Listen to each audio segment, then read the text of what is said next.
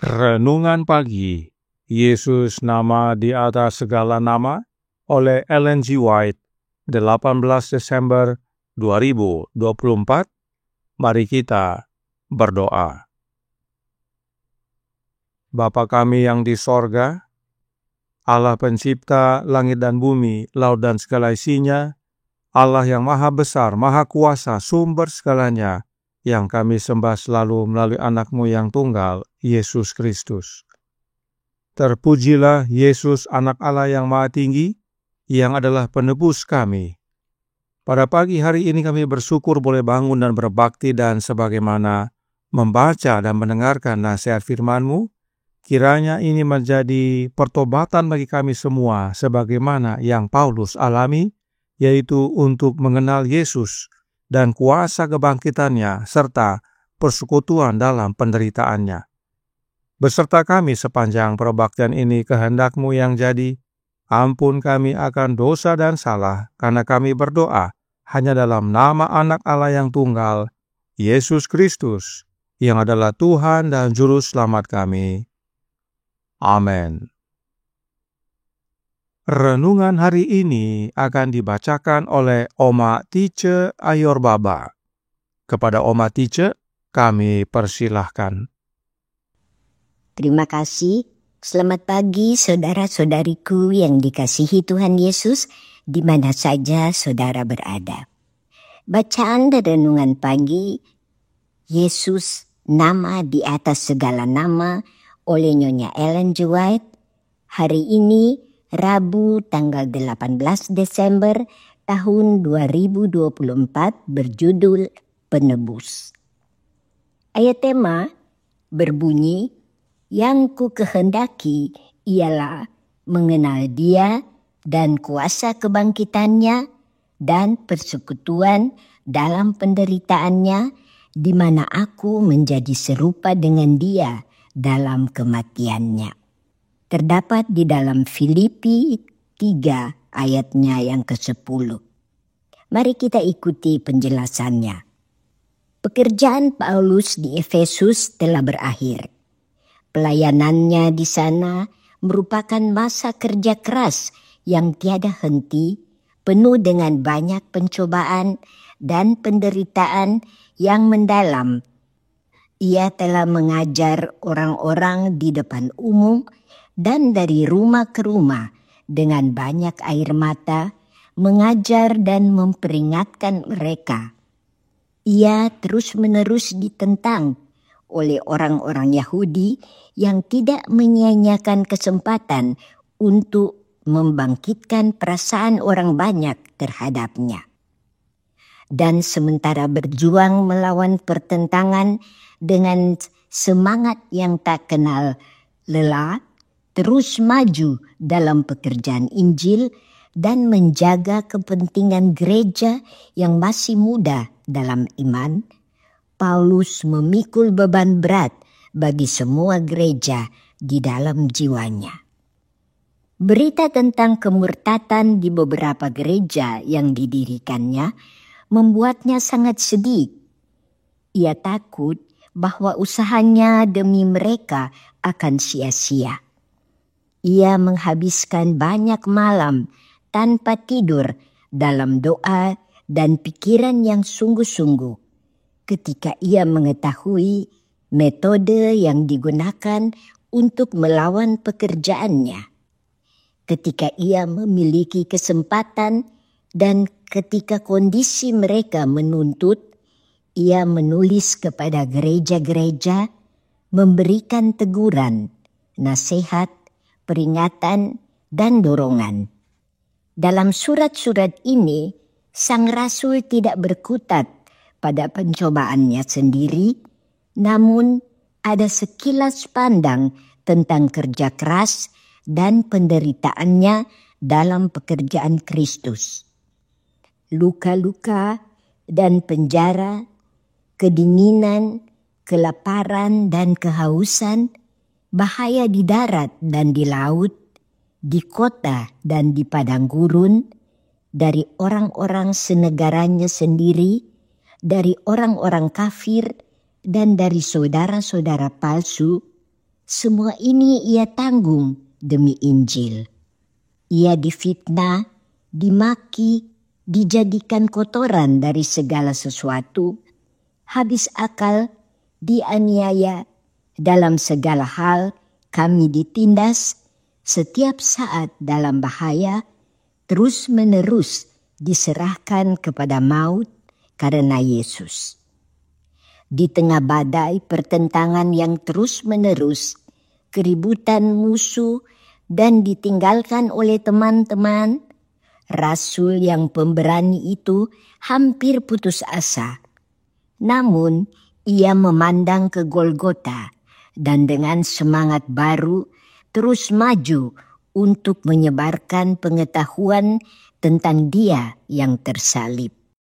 Ia hanya menapaki jalan berlumuran darah yang telah dilalui Kristus sebelumnya.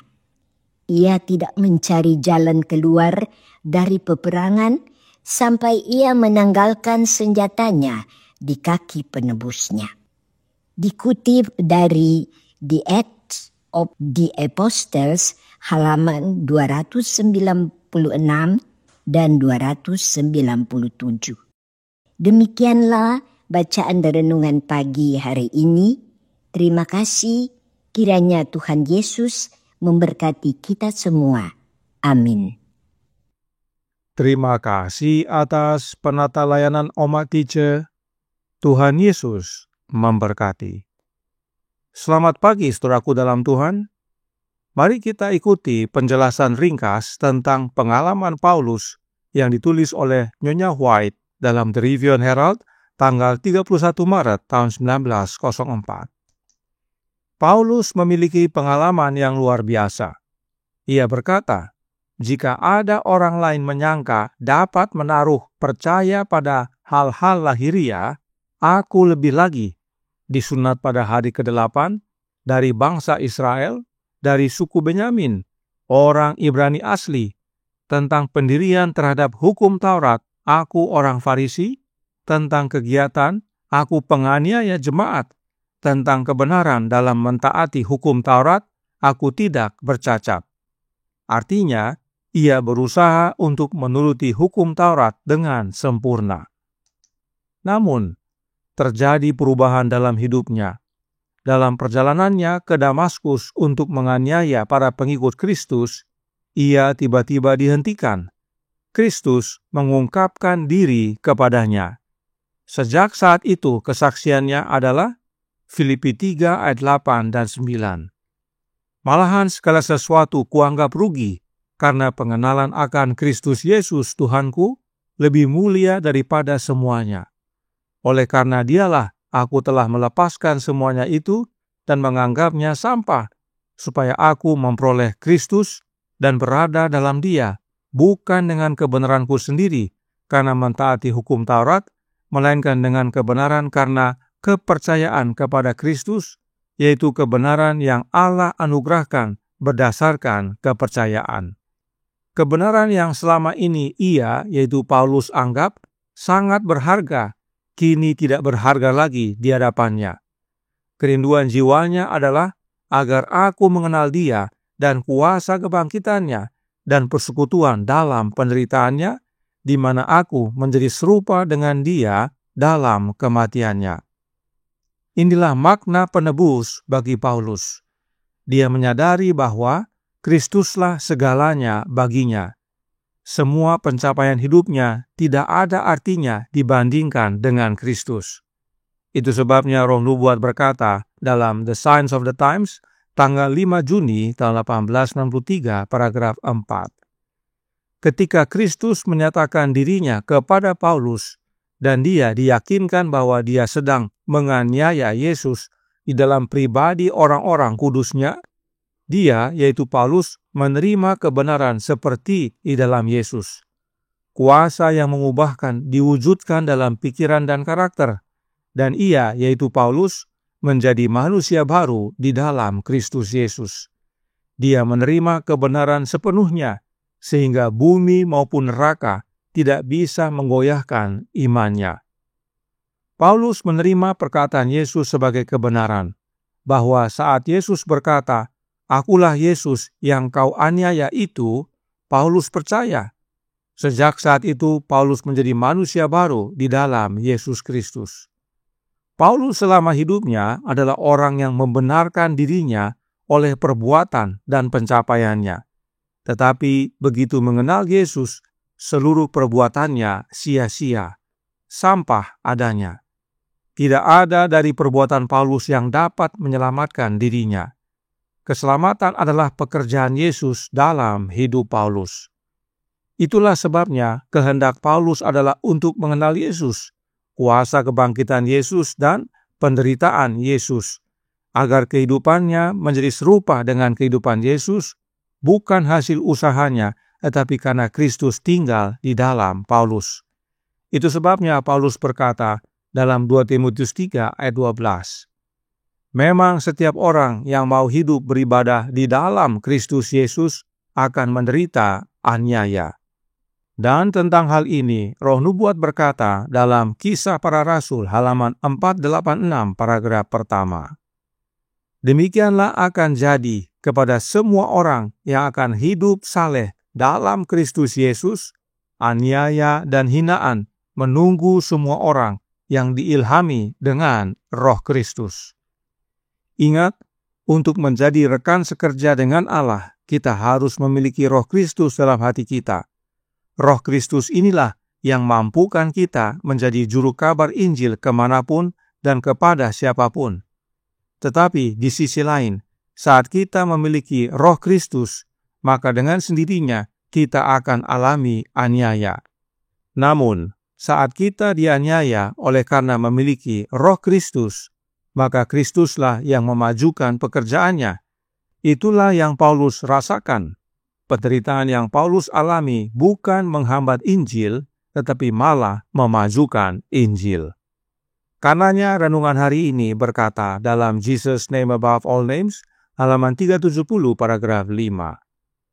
Di tengah badai pertentangan yang terus-menerus, keributan musuh, dan ditinggalkan oleh teman-teman, Rasul yang pemberani itu hampir putus asa. Namun, ia memandang ke Golgota dan dengan semangat baru terus maju untuk menyebarkan pengetahuan tentang Dia yang tersalib. Ia hanya menapaki jalan berlumuran darah yang telah dilalui Kristus sebelumnya. Ia, yaitu Paulus, tidak mencari jalan keluar dari peperangan sampai ia menanggalkan senjatanya di kaki penebusnya. Saudaraku dalam Tuhan, meskipun menderita, tetapi Paulus tidak undur. Paulus tidak pernah keluar dari medan perang. Semua penderitaan dia tanggung di dalam Yesus yang memberinya kekuatan demi kemajuan Injil. Kiranya pengalaman Paulus ini menjadi pengalaman kita. Kita pun rindu untuk mengenal Yesus, kuasa kebangkitannya dan persekutuan dalam penderitaannya. Maka kehidupan Kristus menggantikan hidup kita. Bukan lagi kita yang hidup, tetapi Kristus yang hidup dalam kita. Maka kita pun menjadi saksi yang penuh kuasa menyatakan penebus kita kepada dunia. Tuhan memberkati, saya bawa dalam nama Yesus. Amin. Mari kita berdoa. Bapa kami yang di sorga, Allah pencipta langit dan bumi, laut dan segala isinya, Allah yang maha besar, maha kuasa, sumber segalanya, yang kami sembah selalu melalui anak-Mu yang tunggal, Yesus Kristus. Terima kasih atas pekabaran indah pada pagi hari ini, bahwa pertobatan Paulus adalah pengalaman yang luar biasa, dan itu dapat menjadi bagian kami. Asal masing-masing kami mau mengenal Kristus, kuasa kebangkitannya, dan persekutuan dalam penderitaannya. Percaya akan perkataan firman-Nya, dan mau menerima kuasa Roh-Nya dalam hati, agar kami menjadi saksinya yang penuh kuasa sebagaimana Paulus. Karenanya tolong kami ya Bapa, karuniakanlah Roh Anak-Mu dalam hidup ini, agar masing-masing kami sadar bahwa bukan diri kami lagi yang hidup, bukan lagi perbuatan-perbuatan kami yang membenarkan, tetapi Kristuslah yang hidup dalam kami, dan perbuatannya lah yang membenarkan hidup kami. Hingga pada akhirnya saat Yesus datang kedua kali, kami semua didapati layak untuk menerima kehidupan yang kekal. Beserta kami sepanjang hari ini kehendak-Mu yang jadi, ampun kami akan dosa dan salah, karena kami berdoa hanya dalam nama Anak Allah yang tunggal, Yesus Kristus, yang adalah Tuhan dan Juru Selamat kami. Amin.